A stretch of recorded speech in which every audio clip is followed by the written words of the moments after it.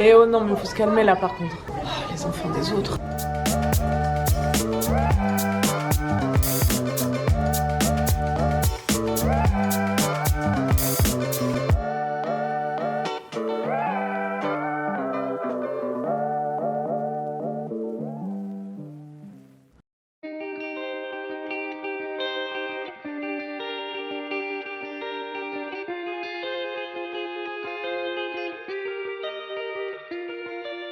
I've been working hard trying to let go. Been feeling so tired, couldn't let you know. Now I'm leaving to where our memories go. Deep down, you know I need to go.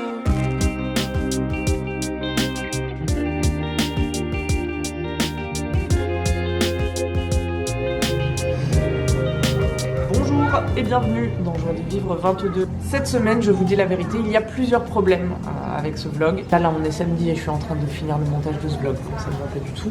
Autre problème, je ne peux pas scripter ces vidéos à l'avance puisque je ne sais pas à l'avance ce qui va se passer. À la fois, je ne peux pas filmer trop parce que sinon je me retrouve avec 2 jours d'images à dérocher et je me déteste. Pour autant, il me faut filmer suffisamment car sinon, sans images, pas de vlog. Des fois où je ne peux juste pas filmer parce que j'ai envie de profiter d'un moment sans avoir l'impression de travailler, que j'ai plus de batterie, ou parce que je suis au fond du seau. C'est l'histoire que je vais vous conter cette semaine. C'est une histoire qui m'est arrivée la semaine dernière mais que je ne l'ai pas vloguée, donc nous n'avons pas d'image pour illustrer mes propos malheureusement, donc nous nous servirons d'images d'archives qui recoupe peu ou prou la situation. Mais avant, je vous propose de faire la connaissance de Vera qui habite dans la petite favela de Babilonia à Rio et chez qui j'habitais la semaine dernière. Là où cette triste histoire a eu lieu. Faz quanto tempo que você mora aqui na Babilônia? Eu moro aqui na Babilônia há 36 anos. Uau! E você é carioca?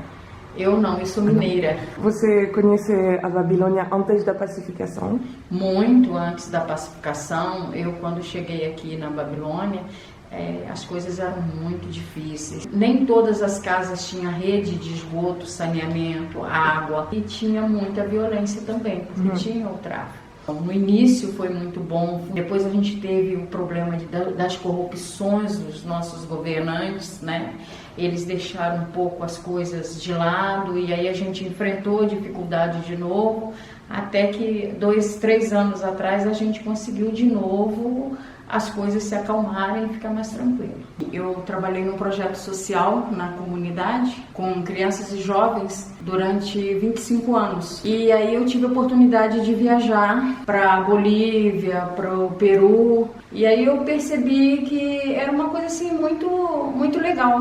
De hospedar pessoas. Também é muito legal a gente dar oportunidade aos turistas de vir na comunidade para conhecer uma favela.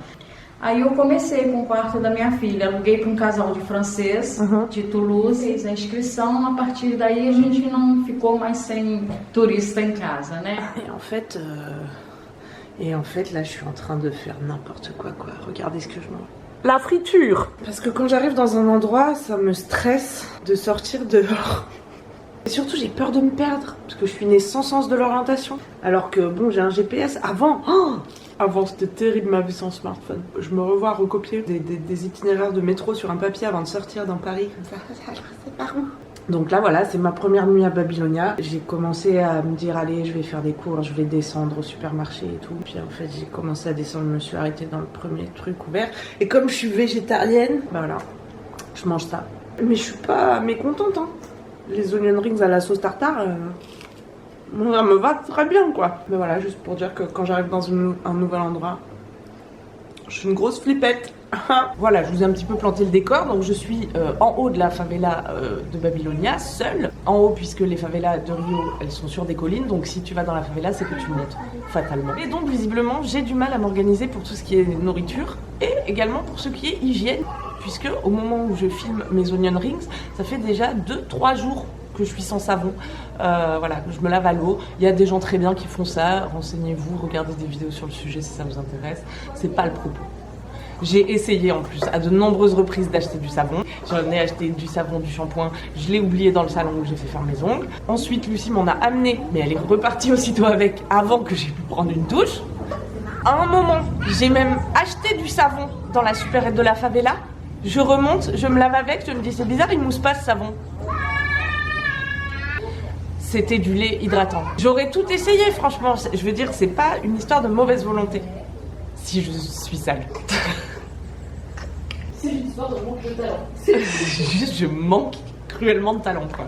Pour tout ce qui est vie quotidienne. Bref, je me lave à l'eau. C'est samedi soir, je sors dans la favela. Un mec qui m'avait indiqué mon chemin me dit « Regarde là-haut, il y a une fête. » Il prend un enfant en train de jouer dans la rue. Il lui dit « Emmène-la en haut dans la fête. » L'enfant m'emmène. Nous montons 1000 escaliers et j'arrive sur un rooftop avec des jeunes trop stylés, une vue de bâtard comme il se doit et de l'afrobeat. C'est parti pour toute la night. Je me fais des copains, super, je vais pas filmer du coup. Ah, mais voici des images d'une autre soirée, vraiment ça me fait plaisir.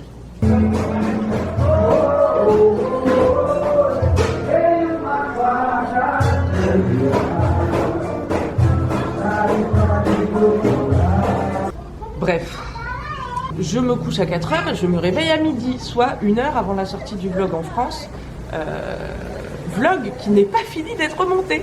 J'ai donc la gueule de bois, c'est le premier jour de mes règles. Je m'attelle donc à la tâche de finir de monter et de publier le vlog dans le mal. Je termine vers 16-17 h, le vlog sort hyper tard en France, c'est pour ça qu'il faut vous abonner et activer la cloche afin de recevoir une notification pour pouvoir estimer voilà, mon niveau de gueule de bois chaque dimanche et ne pas rater la sortie de ce vlog. Donc il est 17 h, j'ai mangé que du melon, je pue, je suis seule, sale et dénutrie. Je me dis, cam, il est temps d'aller acheter du savon et de te nourrir. Je vous raconte la suite après.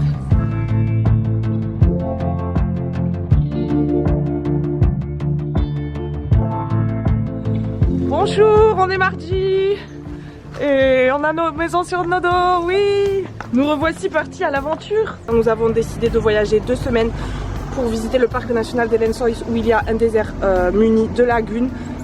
Pendant que Mercure rétrograde, c'est donc un très mauvais choix. On a été connes, ça arrive, mais c'est parti pour 2 semaines en sac à dos. Personne n'a remarqué que nos visas sont expirés.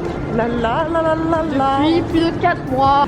La dernière fois qu'on a pris l'avion ensemble, c'était pour venir au Brésil, te rappelles-tu? C'est vrai, je me rappelle. Et ben, je suis heureuse de t'annoncer que c'était il y a 6 mois. Non. Non. Bah non.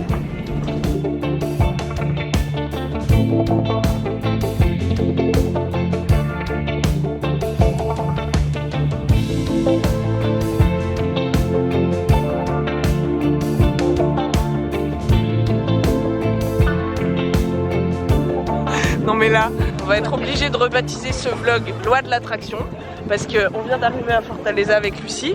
Ça fait plusieurs jours que Lucie me dit j'aimerais bien faire du roller. Je dis oui, moi aussi j'adore le roller. Et qu'est-ce qu'on arrive dans une ville?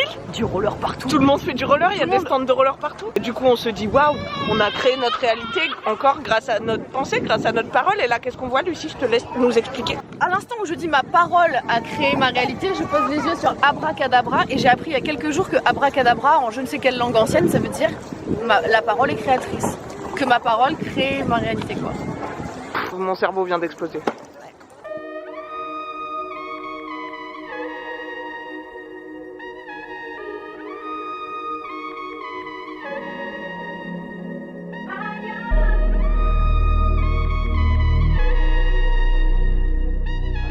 Oh waouh!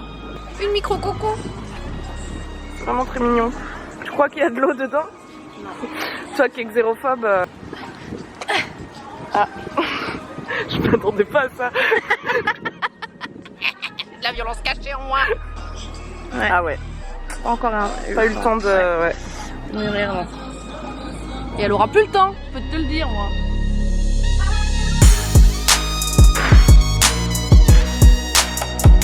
Elle a oublié son masque. Racontez-nous en commentaire avec quoi vous vous êtes fait des masques ces temps-ci quand vous avez oublié votre masque. Pour vous faire un petit peu partager notre programme, c'est important de commencer la semaine donc le mercredi par une petite réunion sous un parasol avec une autre coco pour voir un petit peu avec l'équipe ce qu'on va faire dans les heures qui suivent quoi. Donc on a décidé qu'on allait aller au restaurant. Voilà. Fière de notre décision. J'espère qu'on a fait le bon choix. J'emmène la petite dans un resto vegan et sans gluten parce qu'elle trouve rien à manger ici. Hier on demande un féjan, des haricots rouges, féjan carioca soi-disant. on nous l'amène, qu'est-ce qu'il y a dedans? De la viande évidemment. Et je peux vous dire que c'était pas la première fois que je mangeais de la viande ici tellement j'avais trop faim. Oh d'ailleurs, je vous raconte une histoire qui s'est passée la semaine dernière, mais là je suis pas prête, c'est une histoire longue. Ça implique de la viande et des problèmes gastriques. Voilà, c'était la fin de la phrase. Je suis toujours dans mon malaise ultime de lendemain de soirée. Je pue, j'ai faim. Je descends la favela pour aller dans la petite supérette acheter du savon. Et j'y vais, j'achète mon savon. Je réussis.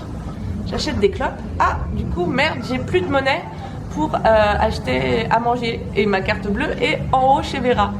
Donc je remonte. Je vais mourir. À ce stade, la mort est proche. Je vois un petit stand de salgado près de chez Vera. Je me dis, c'est ma chance. Les salgados, c'est des petits trucs fourrés, c'est la street food du Brésil. Je sais qu'il y a de la viande dedans, mais je m'en fous. J'ai faim, je vais décéder. Je vois aussi que le petit estanco, il a l'air dégueulasse. Mais le petit vieux dedans est sympa. Je prends 2 salgados, hop, et je les mange direct debout. Sur ce, je vais me coucher. Parce qu'il est temps, vers 20h, car je suis au bout de ma vie. Et vers 3h du mat', voilà.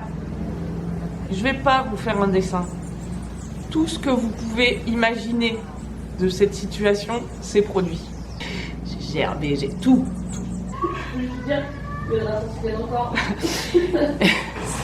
Merci Lucie, tu mets des mots sur mes émotions. Voilà, et j'ai passé une nuit de l'enfer, quoi. Une journée, une nuit de l'enfer. Et la morale de cette histoire, c'est quoi? Faut pas habiter en haut de la favela si t'arrives pas à connecter 2 neurones pour accomplir des tâches du quotidien, quoi. Non, mais morale de l'histoire, il n'y a pas de bon voyage sans bonne histoire de caca, quoi. Le petit macaron tourista qui atteste d'un voyage réussi. Merci de m'avoir écouté, ça m'a fait du bien d'en parler. I've never done that before.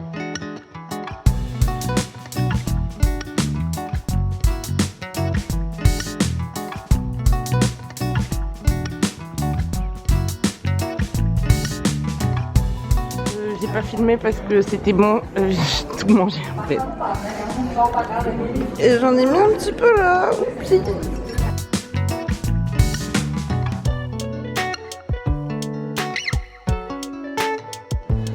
Un petit smoothie rose de pitaya qui est vraiment le plat traditionnel des connasses de par le monde. Aviez-vous déjà vu un palmier couché et un palmier qui vole? Vous l'aviez vu ça déjà? Et non, ça c'est seulement dans mon vlog, ça c'est de l'exclu mondial ça. Un arbre en l'air. C'est à mourir de rire, putain. Pourquoi ça me fait rire? Avec mes gars, je suis sous le soleil et je me balade. Je m'appelle pas. Je suis déracinée, j'ai laissé tous mes problèmes de côté. Ouais. C'était notre tuto, comment planter un palmito. On se retrouve la semaine prochaine les filles.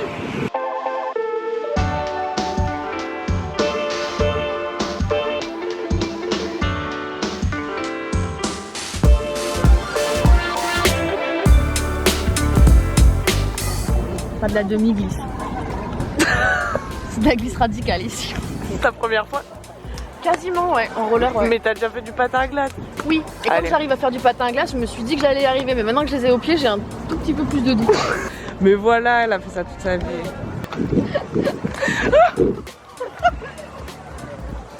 Mais c'était tellement plus facile quand j'avais 8 ans. Putain, je croyais qu'on allait être trop sexy, qu'on allait se la raque sur le bord de mer. J'ai mis mon short. Puis tu parles. Moi j'ai mis un look de patineuse artistique carrément. On va se péter la gueule, c'est tout ce qui va nous arriver.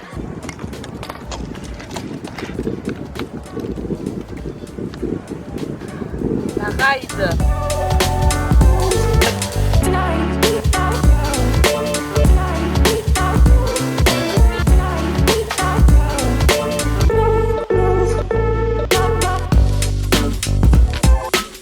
Hop là.